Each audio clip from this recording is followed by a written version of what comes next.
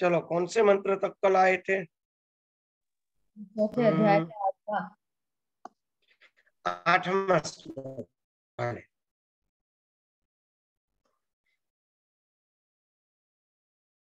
हाँ, वो रूपवती भगवती की माया के कारण एक रूपवती स्त्री के रूप में परिणित हो गए ब्रह्मा विष्णु महेश। उसके बारे में चर्चा करनी थी। चलो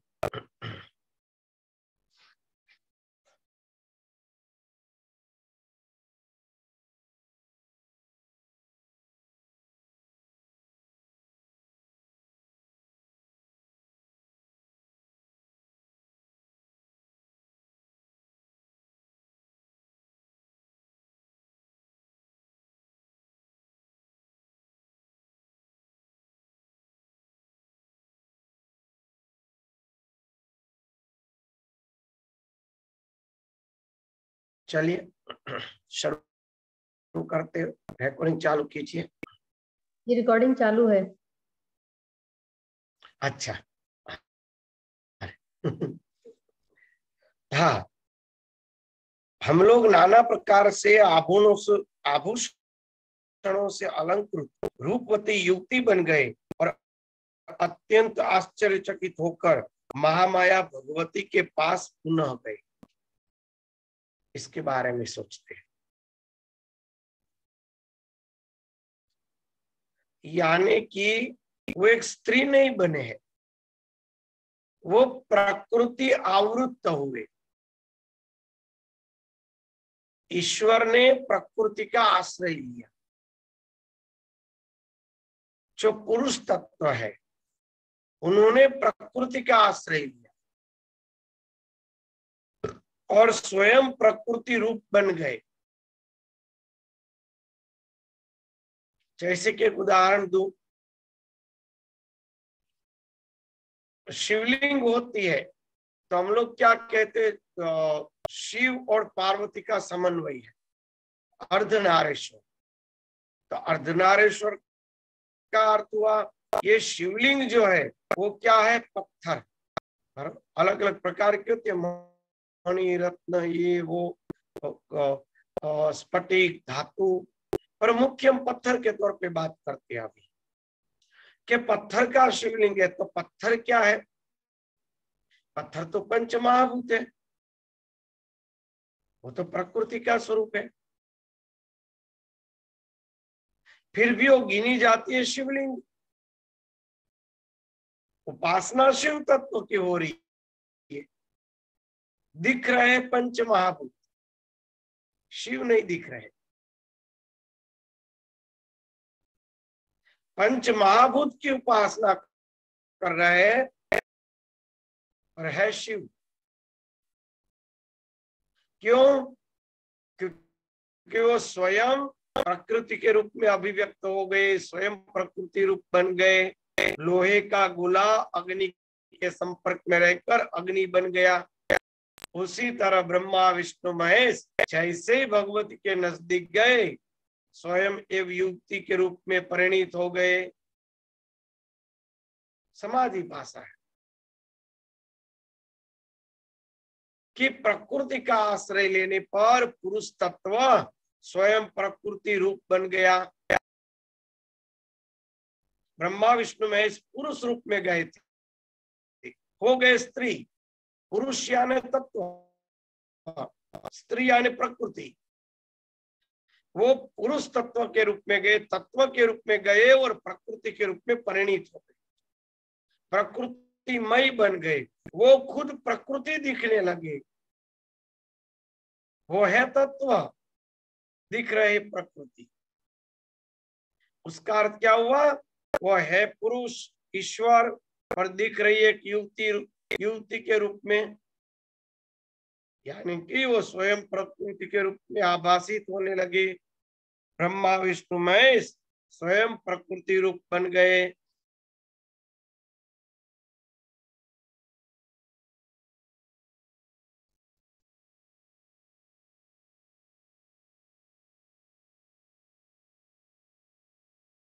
स्त्री के वेश में हम लोगों को अपने चरणों के निकट देखकर अत्यंत मनोहर रूप वाली उन देवी ने हम लोगों के ऊपर कृपा दृष्टि डाली। प्रकृति, हाँ पूछिए। स्वामी जी, पंच महाभूतों की उपासना से क्या अर्थ है? उपासना यानी कि हम तो शिवलिंग का अभिषेक कर रहे हैं, वो तो पत्थर है, पर अंतर तो पूजा शिव की हो रही है ना, पत्थर की नहीं हो रही है। स्वीकार तो शिव रहे हैं। आप उसी बात से कह रहे हैं ना? मैं जी जी। किस शब्द से आप कह रहे हो समझाओ। ने आपने कहा ना पंच महाभूतों की उपासना करते हैं, तो कुछ मेरे यही समझ में आया वैसे तो, कि लोग कहते हैं कि पत्थर की पूजा क्यों कर रहे हैं, तो उनको ये कहना कि भाव हमारा शिव के लिए, हम इसमें भी शिव को ही पूज रहे हाँ, हैं क्योंकि वो तो बाहर। तत्व है। तत्व तो किसी भी प्रकार से हम पकड़ ही नहीं सकते।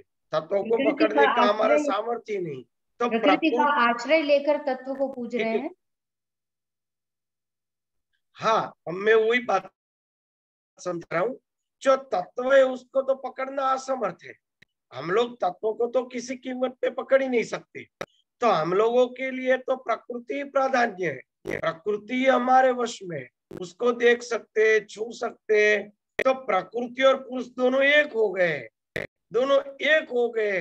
इसलिए प्रकृति की उपासना करेंगे तो उसमें पुरुष की उपासना अपने आप हो जाएगी। जैसे कि उदाहरण देता हूं,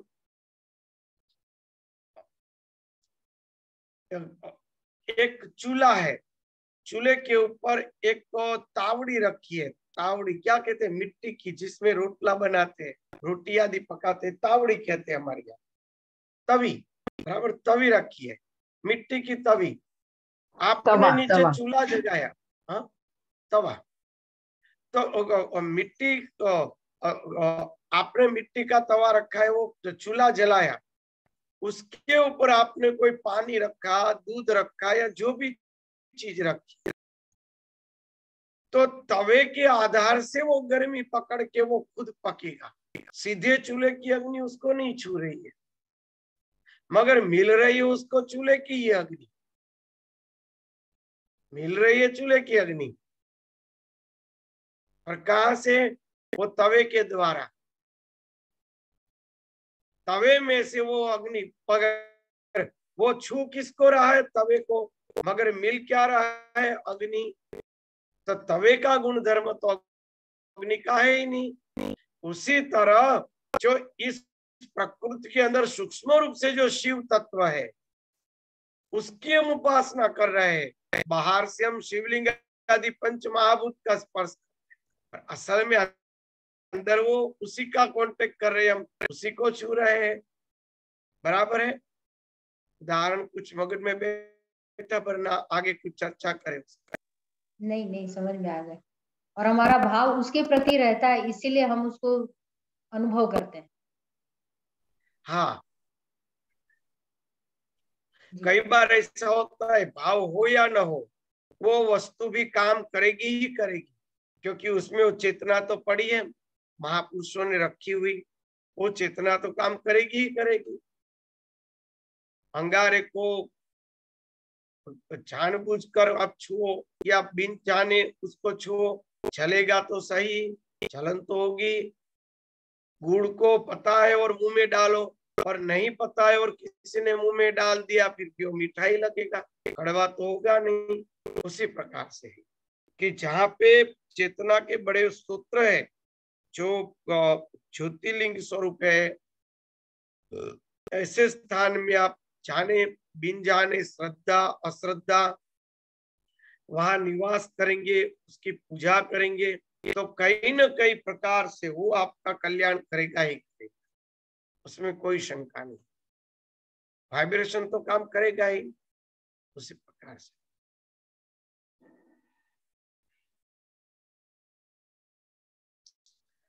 चलो, इस प्रकार से भगवती स्वरूप हो गए, भगवती के पास गए, यानी कि प्रकृति और पुरुष एक हो गए।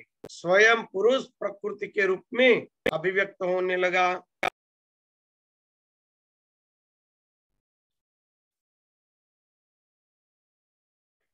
स्त्री वेशधारी तथा दिव्य वस्त्राभूषण धारण किए हुए हम तीनों परस्पर एक दूसरे को देखते हुए उनके सामने खड़े हो।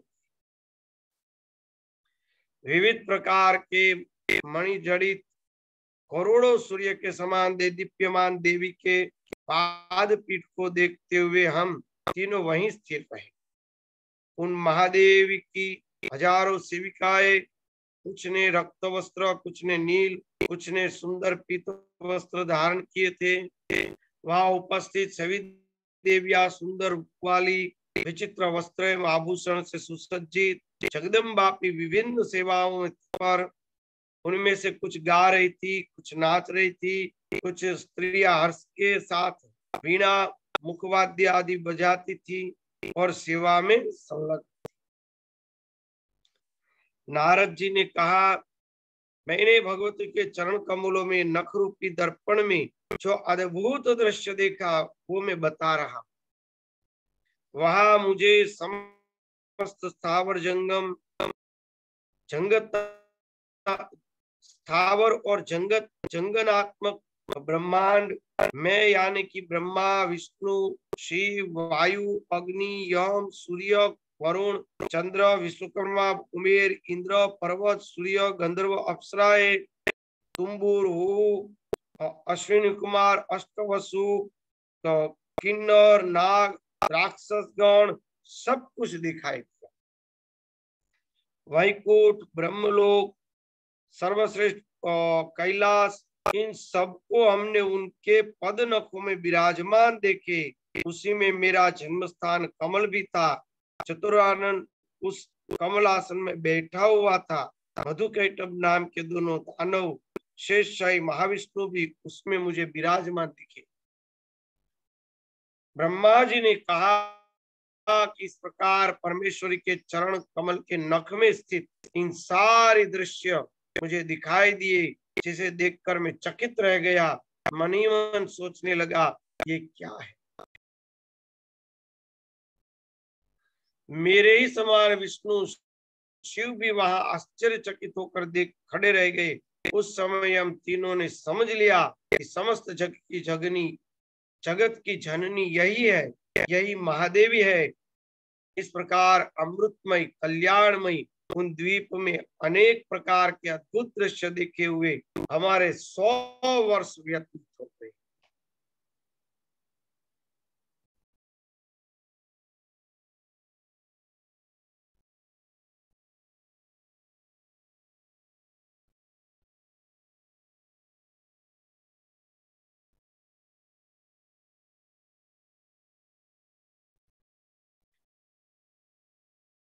माँ भगवती के नख चरण के नख में ये पूरी सृष्टि दिखाई।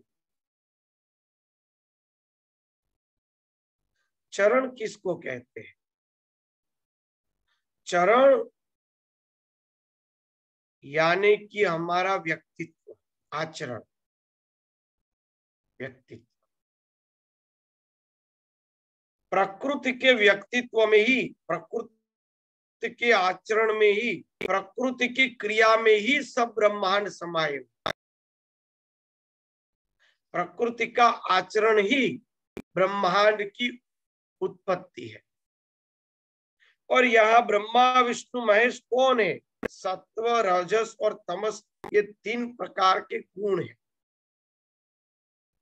जिन गुणों ने प्रकृति का आश्रय लिया और वो तीनों गुण प्रकृति रूप बन गए, उन गुणों की यह बात है। सत्व, रजस और तमस, वह परमात्मा नहीं है, परमात्मा का अंश जरूर है। यह ब्रह्मा विष्णु महेश को भगवती के सामने, प्रकृति के सामने निम्न दशा में बताया, अज्ञानी। तो वह ब्रह्मा विष्णु महेश मूल ब्रह्मा विष्णु महेश नहीं हो सकते, ईश्वर नहीं हो सकते।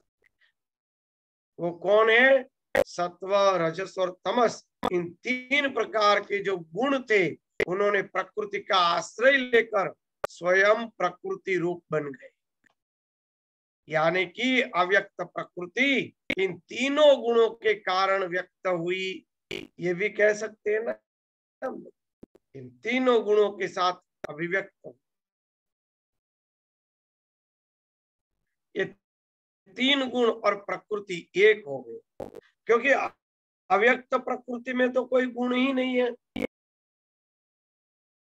जैसे भगवान को निर्गुण कहा जाता है, उसी तरह प्रकृति भगवती को भी निर्गुण कहा जाता है, अगुणा है, निर्गुणा।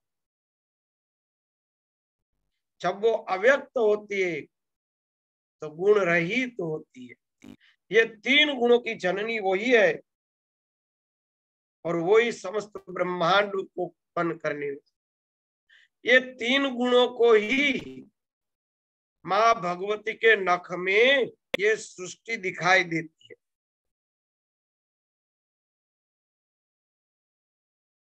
जो सृष्टि दिखाई दे रही है ये तीन गुणों को दिखती है ना। ये तीन गुण जो है वही तो भगवती के आचरण में समग्र सृष्टियों को उत्पन्न होता हुआ देखती है।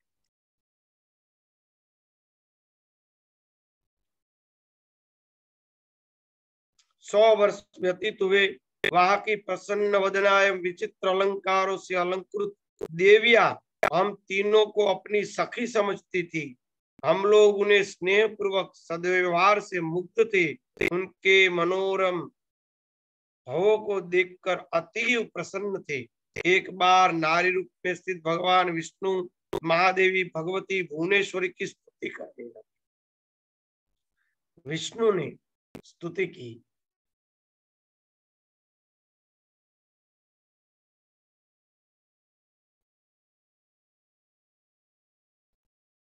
भगवान विष्णु बोले, प्रकृति एवं त्रिधात्री देवी को मेरा निरंतर नमस्कार है। देखा, यही मूल प्रकृति है, इसे ब्रह्म नहीं कहा जाता। और ब्रह्मा विष्णु महेश के रूप में प्रकृति के सामने निम्न रूप में प्रकट हुए, पर कौन से रूप में? सत्व, रजस और तमस के गुणों के रूप में प्रकट हुए। प्रकृति अनादि है, पुरुष भी अनादि है। ये तीनों के तीनों जो है वह सत्व, रजस और तमस रूपी पुरुष है। सत्व, रजस और तमस इन पुरुष के रूप में वह प्रकट हुए और उन्होंने प्रकृति का आश्रय ले। हे कल्याणी काम प्रदा वृद्धि तथा सिद्धि देवी को बार बार नमस्कार। संसार देवी को नमस्कार। आप विधात्री भुवनेश्वरी को बार नमस्कार। पंचकृत्य, पंचकृत्य क्या है?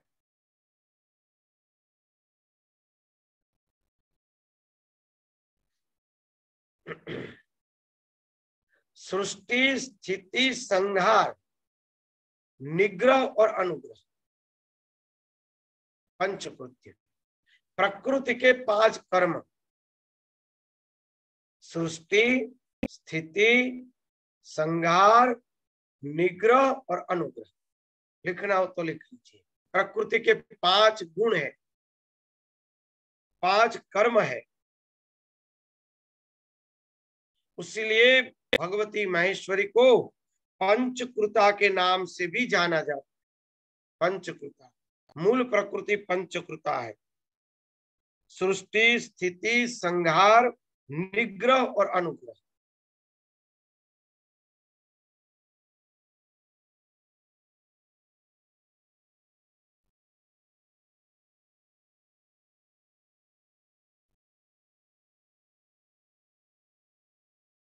ये पंचकृता क्या है? सृष्टि, सृष्टि क्या है? सृष्टि, स्थिति, संहार, निग्रह। किसी वस्तु का हम निग्रह करते हैं ना, निग्रह संकुचित करना, उसको पकड़ना, उसको वश करना, निग्रह। और अनुग्रह यानी कृपा करना। सृष्टि का अर्थ क्या होता है? सृष्टि यानी कि एक ही तत्व को अनेक रूप में अभिव्यक्त करना, उसको कहते हैं सृष्टि। एक ही तत्व अनेक रूप में जब अभिव्यक्त होता है, विभाजित नहीं, यहाँ विभाजित शब्द नहीं उपयोग होता है, अनेक रूप में अभिव्यक्त होता है, विभाजित नहीं हो रहा, अभिव्यक्त हो रहा है।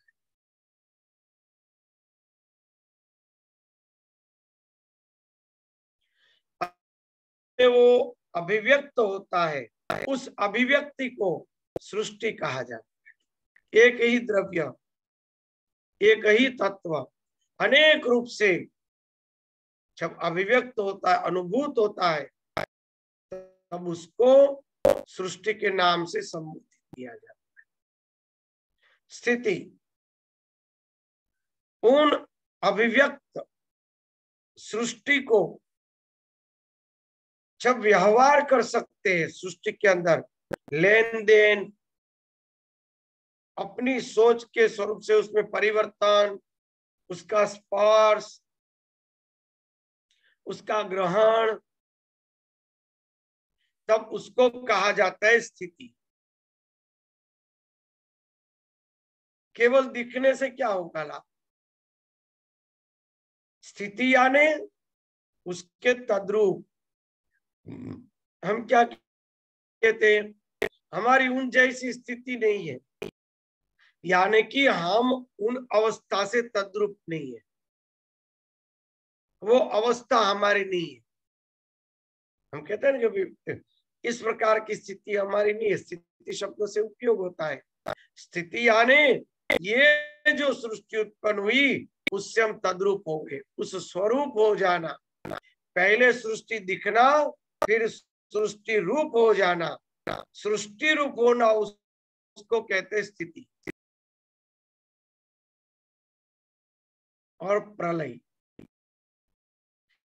प्रलय का अर्थ विनाश, या प्रलय शब्द लिखा है। शिव जी प्रलय करते, विनाश नहीं करते। प्रलय जहां से प्रकट हुआ उसमें फिर से लय हो जाना, उसको कहते प्रलय। जहां से प्रकट हुआ उसमें लय हो जाना, उसका नाम है प्रलय। मृत्यु एक प्रकार का प्रलय है। जिस पंच महाभूतों से शरीर प्रकट हुआ, उस पंच महाभूतों में शरीर लय हो जाता है। निद्रा एक मृत्यु है, प्रलय है, सुषुप्ति। जिस कारण शरीर से जीव प्रकट हुआ था, उस कारण शरीर में फिर से लय हो गया, तो वो भी प्रलय है। हम कारण शरीर से ही प्रकट हुए ना, अज्ञान से। अज्ञान से हमारा व्यक्तित्व प्रकट हुआ।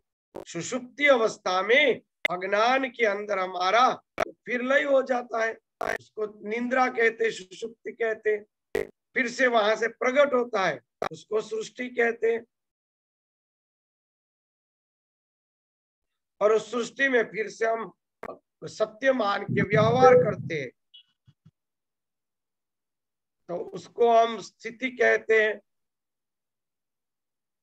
मंजूषा जी को कोई प्रश्न है? वरना वॉल्यूम बंद रखे।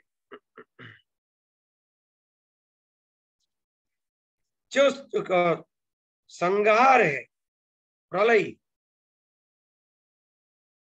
प्रलय अपने अंदर लय करना।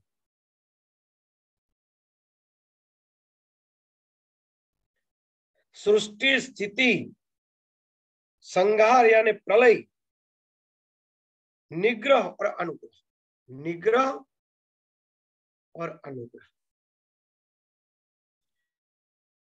निग्रह यानी प्रकृति के पूरे स्वरूप को अपने वश में रखने का सामर्थ्य, निग्रह। हमें अपनी वृत्ति का निग्रह करना चाहिए, यानी कि हमारी वृत्ति मन में आए ऐसा वर्तन न कर सके उसको कहते हैं निग्रह। अपने वश में कर लेना, पूरी सृष्टि उसके वश में है, यानी कि निग्रह। वो धारे तब उत्पन्न होती है, प्रकट होती है, धारे तब वो लय हो सकती है, धारे वह परिवर्तन हो सकता है। इसलिए उसके लिए निग्रह है और अनुग्रह। अनुग्रह यानी सृष्टि, स्थिति, प्रलय और निग्रह, ये चारों के चारों का सामर्थ्य वो जिसको धारे उसको दे सकती है, उसको कहते हैं अनुग्रह। ब्रह्मा विष्णु महेश के ऊपर अनुग्रह हो गया, वो स्वयं सृष्टि बनाने में समर्थ हो गए, सृष्टि का पालन करने में समर्थ हुए, सृष्टि का प्रलय करने में समर्थ हुए।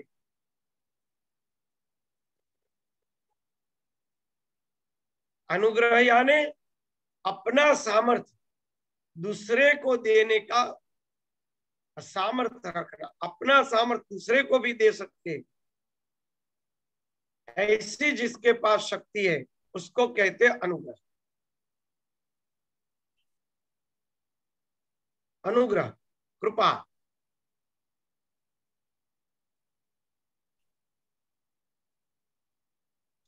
विधात्री, भगवती का एक नाम है विधात्री। विधात्री यानी सृष्टि के सभी विज्ञान को धारण करने वाली। मंजूषा जी, आपका वॉल्यूम कुछ खुल जाता है, बंद कर दीजिए वॉल्यूम। सो गए हैं क्या?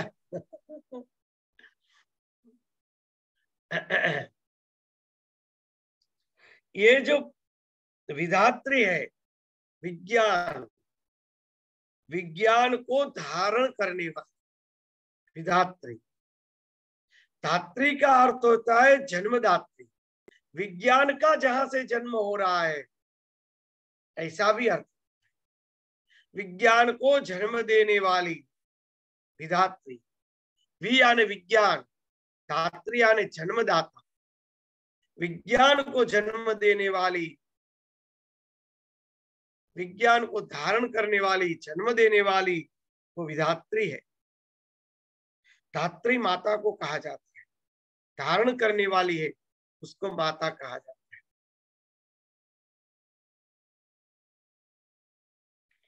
श्री भुवनेश्वरी को बारंबार नमस्कार है। समसंस्कार की एकमात्र अधिष्ठात्री, अधिष्ठात्री जो पूरे संसार का मूल अधिष्ठान है, कुटस्थ रूपा, जिसके अंदर ये पूरी सृष्टियां प्रकट हो रही है, कुटस्थ स्वरूपा। अर्धमात्री, अर्थभूता, अर्धमात्री, अर्थभूता, अर्धमात्रा।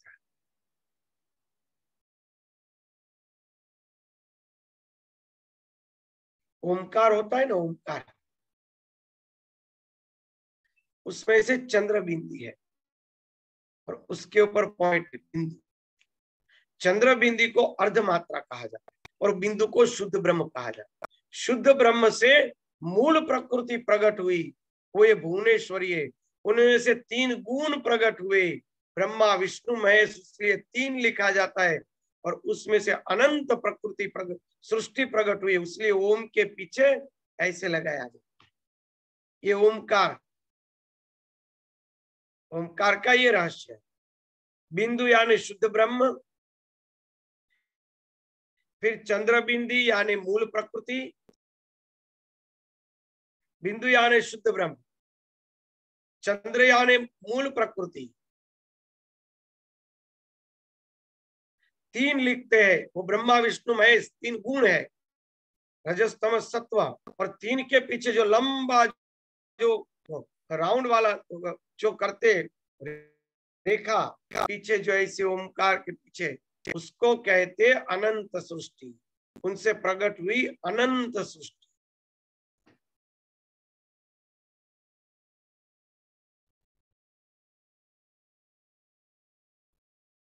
तो अर्धचंद्र है, अर्धमात्रा है। वो जो चंद्रमा है ना, उसको अर्धमात्रा कहा जाता है, वो प्रकृति है। अर्थभूता, अर्थभूता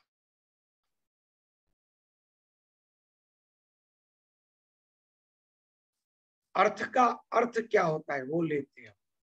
अर्थ यानी क्या? आप किसी भी चीज को देखते हैं, स्पर्श करते हैं, सूंघते हैं, सुनते हैं, शब्द, स्पर्श, रूप और गंध, वो अनुभव करते ही उस वस्तु का स्वरूप आपके अंदर प्रकट हो जाता है। उस वस्तु का विज्ञान आपके अंदर प्रकट हो जाता है। उस वस्तु का ज्ञान आपके अंदर प्रकट हो जाता है। इन प्रक्रिया को कहते हैं अर्थ। इन प्रक्रिया को अर्थ कहा जाता है, अर्थभूता। ये अर्थ हमारे अंदर प्रकट किसके कारण होता है? ये प्रकृति के कारण। अर्थभूता, अर्थ का प्रादुर्भूत, अर्थ का प्रादुर्भाव करने वाली अर्थभूता, अर्थ का प्रादुर्भाव करने वाली। देखते ही कहेंगे अरे ये तो सेब है, वाह बढ़िया, खाने में बड़ा पका हुआ है। अरे सेब कच्चा है, बहुत पुराना और बासी है। नहीं, अरे ताजा है। ये अर्थ कहाँ से निकला? देख लिया, अर्थ ही प्रकट न होगा तो व्यक्ति मूड है, कोमा में है, ऐसे बैठा है, उसके सामने कोई चीज रखते हैं, वो देखते हैं, मगर उसमें कोई परिवर्तन ही नहीं हो रहा है। क्यों? क्योंकि उसके अंदर कोई अर्थ घटन ही नहीं हो रहा। अर्थभूता, जिसके कारण हमारे अंदर के अंदर अर्थ का प्रादुर्भाव होता है, वो यह जननी है।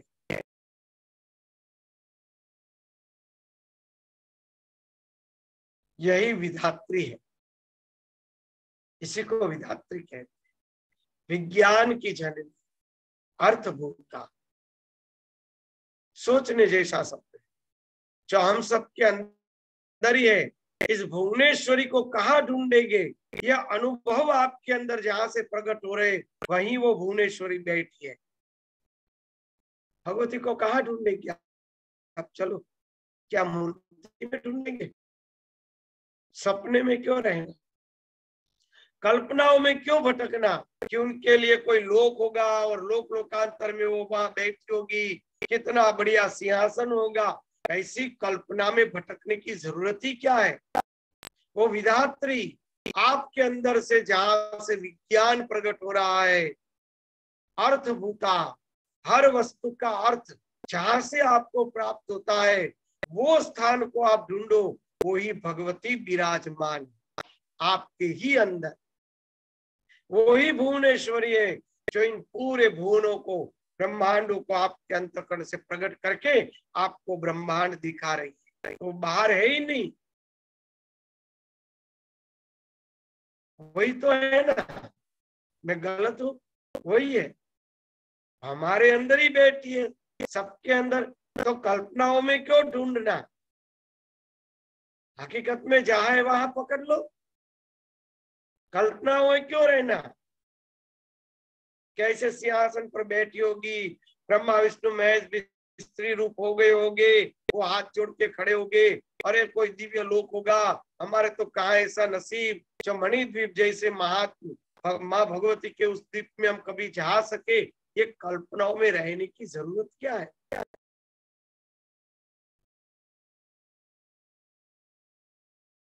वहीं पकड़ लो जहां से उत्पन्न हो रहा है। मणिद्वीप में विद्यमान है, इसमें नाम नहीं आया।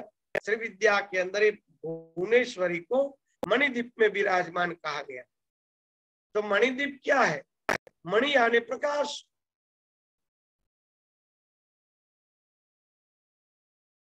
अनंत प्रकाश के अंदर से ये विज्ञान प्रकट होता है। या अर्थ प्रकट हो रहे, वो अनंत प्रकाश को ही पकड़ लो, वही विधात्री है, वही अर्थभूता है। सभी प्रकार के पंच महाभूतों के अर्थ दिखाने वाली, प्रकट करने वाली, अनुभव कराने वाली वो स्वयं ब्रह्ममयी भुवनेश्वरी ही है, हम सबके अंदर है, वो कहा नहीं।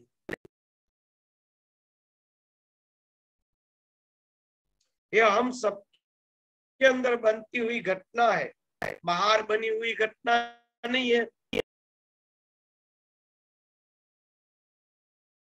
लेखा देवी को बार बार हम नमस्कार करते, हे जननी, आज मैंने जान लिया कि यह समस्त विश्व आप में ही समाहित है। पूरे कपड़े में धागा ही धागा है, धागे में कपड़ा समाहित है, उसी तरह इन भुवनेश्वरी में पूरा जगत समाहित है, उसीलिए उसको कहते कुटस्थ। भगवती के सिवा कुछ है ही नहीं, कुटस्थ। धागे में पूरा कपड़ा समा गया है, कपड़े के अंदर धागे के सिवा कुछ नहीं, धागे ने पूरे कपड़े को आच्छादित कर दिया है, धागे में ही पूरा कपड़ा समाहित है, उसी तरह इन भगवती में ही पूरा ब्रह्मांड समाहित है।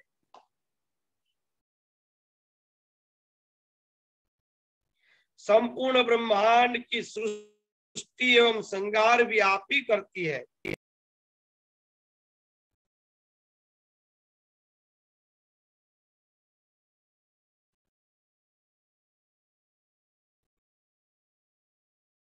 संभव लय यावपि मात्र, आप संभव यानी उद्भवती करती है, और लय यानी आप अपने अंदर विलय भी आप ही करते, प्रलय। इस ब्रह्मांड के निर्माण में आपकी विस्तृत प्रभाव वाली शक्ति मुख्य हेतु है, अतः मुझे यह ज्ञात हो गया कि आप ही संपूर्ण लोक में व्याप्त है। देखो, शक्तिश्च तेस्य करणे तत्त प्रभाव, इस ब्रह्मांड के निर्माण में आपकी विस्तृत प्रभाव वाली शक्ति ही मुख्य है। इस ब्रह्मांड के निर्माण का हेतु है आपकी विस्तृत प्रभाव वाली शक्ति, आपकी प्रभावशाली शक्ति है, उसका विस्तार करना वो ही ब्रह्मांड का हेतु। ये सृष्टि का हेतु क्या है? अपनी शक्ति का विस्तार करना। एको अहम बहुश्याम, अपनी शक्ति का विस्तार करना। आप ही संपूर्ण लोकों में व्याप्त है।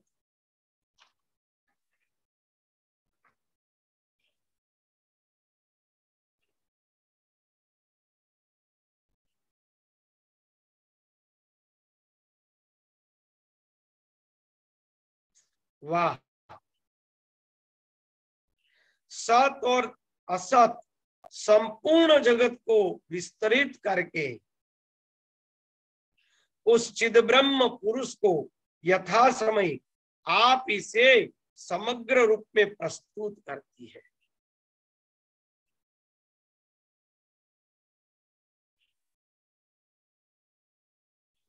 विस्तार्य सर्वमखिलं सदसद्विकारम् संदर्शयस्य विकलं पुरुषाय काले तत्त्वैश्च षोडशभिरेव च सप्तभिश्च भासीन्द्रजालमिव न अखिल प्रजन्य।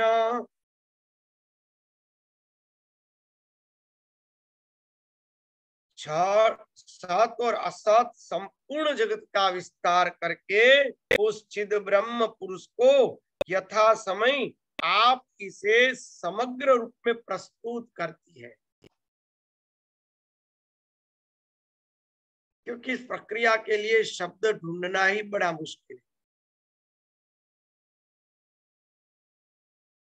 यह चिद ब्रह्म शब्द रखा, यानी कि इतना तो सत्य पता चल गया कि यहाँ पर जो ब्रह्मा विष्णु महेश खड़े हैं वो शुद्ध ब्रह्म नहीं है, रजस तमस और सत्व गुण है, और जिसमें श्रीमद् भागवत में विष्णु कहा गया वो स्वयं चिद ब्रह्म है। ब्रह्मा जी के सामने भगवान प्रकट हुए, ब्रह्मा जी को विराट पुरुष के दर्शन कराए और सृष्टि सर्जन की उन्होंने शक्ति सामर्थ्य उसको प्रदान किया। वो विष्णु कौन है? वो विष्णु चिद ब्रह्म है। चिद ब्रह्म पुरुष को यथा समय आप उसे समग्र रूप में प्रस्तुत करती है। कैसे रूप में? सत और असत दोनों के रूप में, संपूर्ण जगत का विस्तार के रूप में उस चिद ब्रह्म को प्रकट करने में आप ही समर्थ हैं।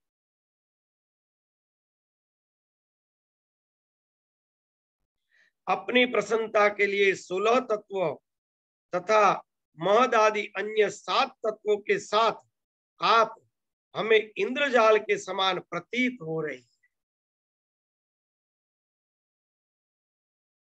ये भुवनेश्वरी के दर्शन हम लोग हर रोज करते हैं, पता है कहां पर कैसे? नित्य। ये शक्ति हमारे से बिलग नहीं।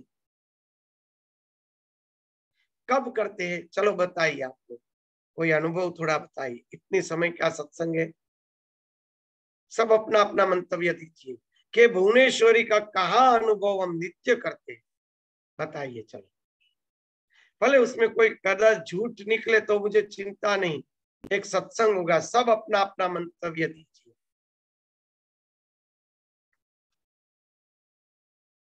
कोई तो बोलिए। मुझे ही बोलना पड़ेगा स्वामी जी, और तो कोई बोलेगा नहीं। बोलिए। अपने अंदर ही। हाँ संतोष जी, आप बोलिए। चलो चलो। हरे कृष्ण स्वामी जी। हरे कृष्ण। माँ बोलो। हाँ, मैं बोल रही हूँ, जैसे अपन सोते तो रात में, जैसे सोती टाइम में जैसे नींद आती है ना, उस टाइम में एकदम से वापस आँख खुल जाती है सोते टाइम में। हाँ। तो जब कुछ अलग सा है वो दिखता है, एहसास होता है, तो उस टाइम क्या दिखता है? वही दिखती है क्या? बराबर। जैसे सो गए गाड़ी नींद में, फिर बढ़िया। एकदम से आँख खुल गई, तो फिर आँख खुल के फिर ऐसे लगता है हाँ कोई है। हाँ, बहुत बढ़िया। जैसे कभी 3 बजे हो चलो, जाता है, कोई कभी है 2 ऐसा बजे, नहीं है, ऐसे। वो है ना। हाँ, तो वो दिखता है हम ऐसे लोगों कुछ से है, इतनी जगह है। हाँ, एक मिनट माँ, एक मिनट, अब मैं कहता हूँ, वो अलग कोई नहीं है। आप बहुत नजदीक है जवाब के। आपने जवाब दिया, बहुत बढ़िया दिया, थोड़ा नजदीक है। और कोई जवाब दीजिए। चलो, आशा दीदी कहिए, आप बोलिए बोलिए। जब हमारी कोई परिस्थिति हमारी खराब आती है, तब हम जब चिंतित होते हैं तो हमारा वो साथ देती है, उस समय हमारा हमें कोई अनुभव होता है, तब लगता चलो, है कि बहुत कोई है हमारे बढ़िया। साथ में। हाँ, समझ गया। यानी कि आप लोग अभी ऐसा समझ रहे हैं कि भगवती कोई अलग है और हम अलग है। अभी 2 विभाग मैं करके बताऊं चल रहे स्वामी हैं। जी, मैं हाँ बताऊं। बोलो बोलो। हाँ बोलो। मतलब सुबह में जब सुबह से जो हमारा काम काज का करने के बाद रूटीन शुरू होता है, तो एक एनर्जी का संचार होता है। तो ऐसा लगता है कि देवी ने खुद में आके मतलब कोई शक्ति एक है जो मेरे साथ है।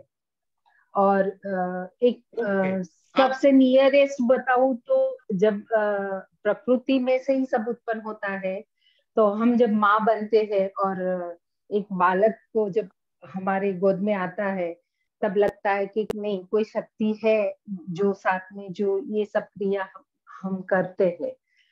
और खाना पचता है, आंखों से रोशनी देखते हैं, कानों से सुनते हैं, समझने की शक्ति आती है। तो ये सब वो शक्ति ही साथ देख के करती है काम। हाँ, देखो संतोष दीदी और आप दोनों बहुत नजदीक है। चलो दूसरा कोई बोलिए। स्वामी जी, मैं जब ध्यान करती हूँ कई हाँ। बार, तो आपको पहले भी कहा था कि विचार बहुत आते हैं, पर कई बार ऐसा होता है कि वो विचार जैसे धीरे धीरे कम होते, मैं बहुत प्रयास करती हूँ वो प्राणायाम करके, तो ऐसे लगता है कि वो रूप मैं ही बन रही हूँ। ऐसे लगता है कि जिसका मैं चिंतन कर रही हूँ वो मेरा ही वो रूप बनता जा रहा है। अगर शिव का चिंतन करूं तो बढ़िया उसकी भी लगता है मैं ही बन रही हूँ। अगर लक्ष्मी का चिंतन करूं तो बढ़िया लगता है मेरे ही 2 हाथ और हो गए।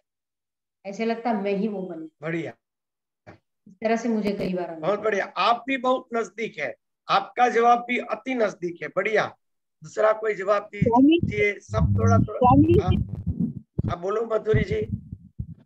हाँ, जी मुझे रोज सुबह आँख खुलती है जब जगती हूँ, उससे पहले कोई शक्ति मेरे को कुछ ना कुछ दिखाती है कि तुम चिंता मत करो, सब काम होंगे तुम्हारे, सब। तो कोई शक्ति बढ़िया, है, ऐसा लगता वो है मेरे भगवती, सामने। हाँ है, शक्ति है। भगवती बिलग है, वो चीज निकाल देनी है। आप बोलिए आरती दीदी, आरती जी कोटि शर्मा। कोटि चरण वंदन स्वामी जी। कोटि कोटि चरण वंदन। बोलिए बोलिए। स्वामी जी,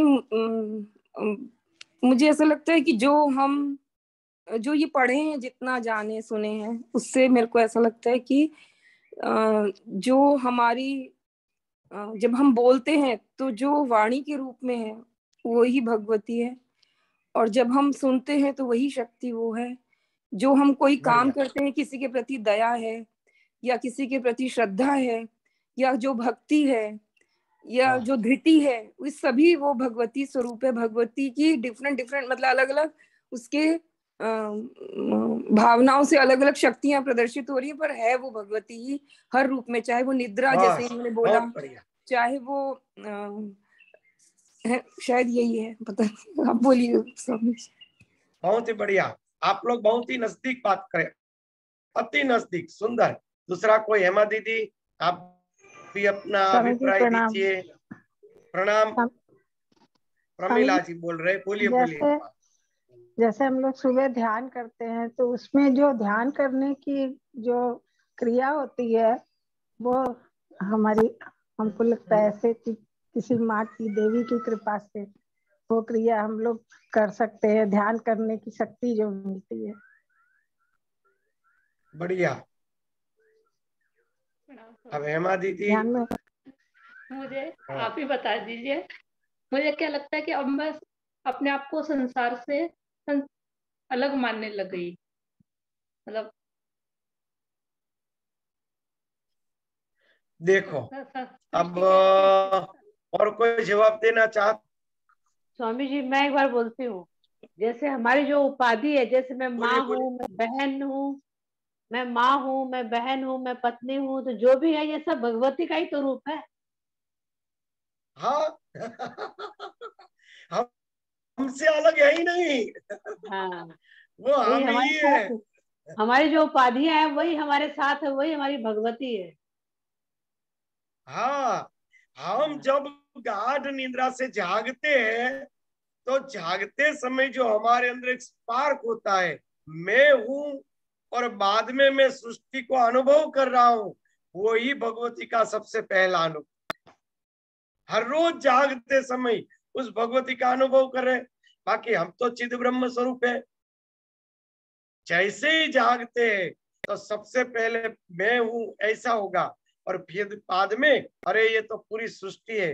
ये दोनों जो अनुभव है वो अर्थभूता और विधात्री दोनों उस समय जागते समय हमारे अंदर स्फुरित होता है। अर्थभूता, ये मैं हूं, मैं सोया हूं, पथारी है, बड़ी शॉप पे, दिन हो गया है, सुबह हो गई, अरे उजाला हो गया, अर्थभूता। अर्थघटन करके तुरंत ही चालू हो गए अर्थपिता और विधात्री। ये सब शरीर का विज्ञान प्रकट हो गया हमारे। देखना, खाना, पीना, चलना, फिरना, सोना सब हमारे अंदर प्रकट हो रहा है। विधात्री वो हम ही है और दूसरा कौन है? हम ही है। हम शुद्ध ब्रह्म है। हमारे अंदर से ये जो प्रकट हो रहा है वो प्रकृति के कारण प्रकट हो रहा है। कहा ना कि समग्र रूप से प्रकट करती हूँ उस चिद ब्रह्म पुरुष को, समग्र रूप से प्रकट करती हूँ। हम चिद ब्रह्म है, हमें वह प्रकृति ये समग्र विश्व के रूप में प्रकट कर रही है। और सबसे पहले प्रकट का अनुभव जन्म के समय हो रहा है, वो तो हमें याद नहीं, मगर हर रोज हम सोते हैं और हर रोज जागते समय भी हमें ये अनुभव होता है। बराबर है ना? जागते ही तुरंत पता चलेगा ये सृष्टि कोई और नहीं, मैं ही हूं। होता या नहीं होता? मैं शरीर हूं, ये सब मैं हूं। यही विधात्री है, यही अर्थभूता है जो हम सबके अंदर है। हर रोज सोते समय उसी का ध्यान कीजिए कि भगवती पूरे दिन आपने अनंत सृष्टियों का विस्तार करके हमें बताया। अब आप अपनी योग निंद्रा के अंदर विष्णु भगवान की तरह में लय कर रही हो। जब आप मुझे जगाओ तब फिर से मेरे आत्मा की भी स्मृति रहे और आपकी भी स्मृति रहे, ऐसे आशीर्वाद प्रार्थना करो। वो अनुग्रह जरूर करेगी। वो ये पूरा विज्ञान खोल के आपको बता देगी प्रार्थना से, क्योंकि अनुग्रह रूपा है, निग्रह भी है और अनुग्रह भी है। हमारा निग्रह किया है, हमारा ज्ञान उन्होंने छीन लिया है। कृपा करेगी, अनुग्रह करेगी, वो ज्ञान फिर से प्रदान। निग्रह है यानी हमारा ज्ञान छीन लिया, अनुग्रह है वो वही ज्ञान फिर से वापस देगी। जागते समय संतोष दीदी, ये आप सब बड़े नजदीक थे इस बात से कि वो जो प्रकट हो रही है वहीं से प्रकट हो रही है सृष्टि। जागते ही सृष्टि प्रकट होती है, सोते ही सृष्टि लय हो जाए। जैसी मैं जाग गया है भाव उत्पन्न हुआ, पूरी सृष्टि पूरी की पूरी अभिव्यक्त हो गई। समग्र सृष्टि रूप हम बन गए। किसके कारण? इस भुवनेश्वरी की कृपा के कारण। वो उसकी कृपा है।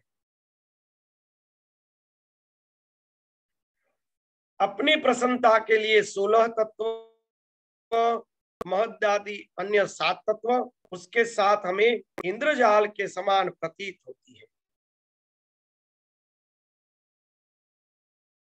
इंद्रजाल की तरह। तो ये कल विस्तार से लेंगे। बराबर है? 16 तत्व, 7 तत्व, क्योंकि 3 के ऊपर बहुत बच गए। चलो, हरिओम। प्रणाम स्वामी जी। जय हरि। प्रणाम स्वामी जी। प्रणाम स्वामी जी। हरे कृष्णा। प्रणाम। हरे कृष्णा। जय श्री कृष्णा स्वामी जी।